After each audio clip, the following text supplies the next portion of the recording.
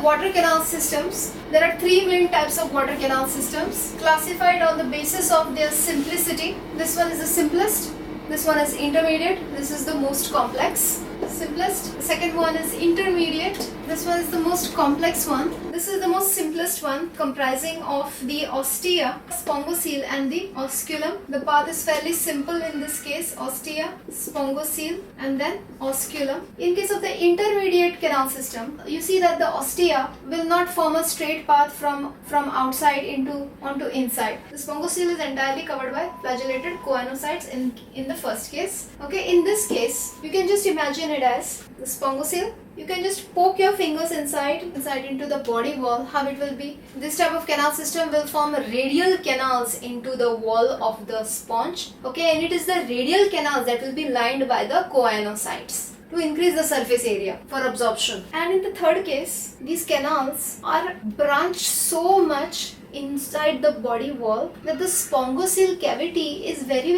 reduced and the body wall is very thick. It is very complex in this manner, lined by the choanocytes. The spongocele will be very reduced or non-existent, and this is the most abundantly found type. They are named as asconoid, syconoid and leuconoid types. There is a flagellated spongocele in this case. A typical example is leucoselenia. Next is syconoid.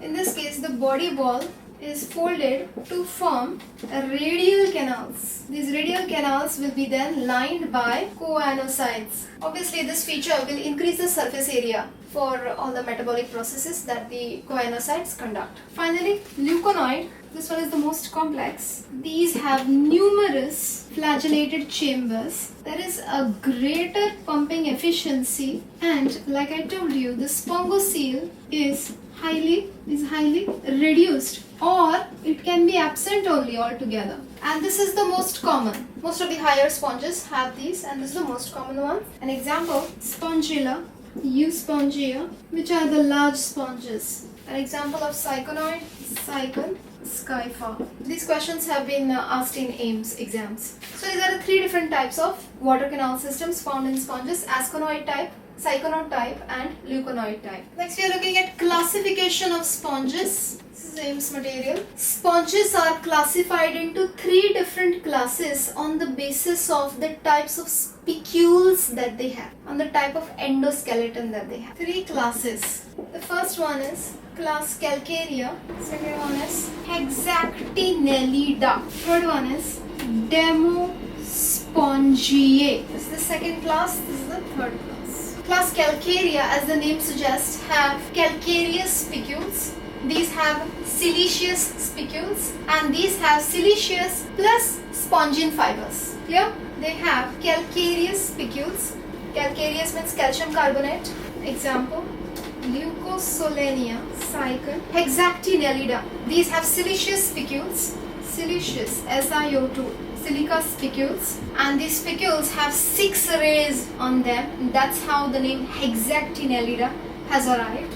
6-rayed spicules. Example: Euplectella. Demospongiae have siliceous spicules plus spongin fibers. Example: Spongia or Euspongia. Majority of sponges are Demospongiae, which are more advanced type of sponges. Calcarea may also be called as calcareous sponges. Hexactinellida may also be called as glass sponges. And the majority of sponges are going to be Demospongiae, which are more advanced type of sponges. So this is the classification of sponges. Next we talk about the larvae types. Okay, there are two main types of larvae. One is called Amphiblastula. Second one is called Parenchyma, both of which are motile.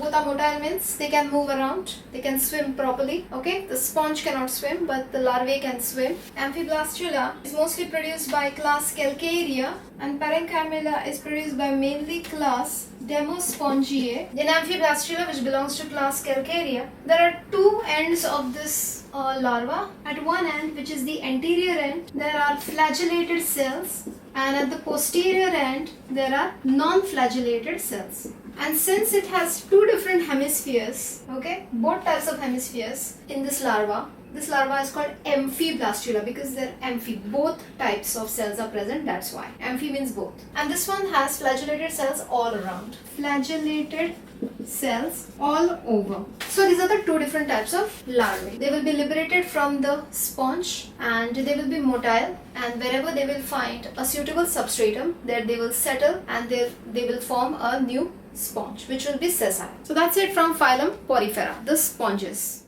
Mahadev के नाम पे subscribe कर दें।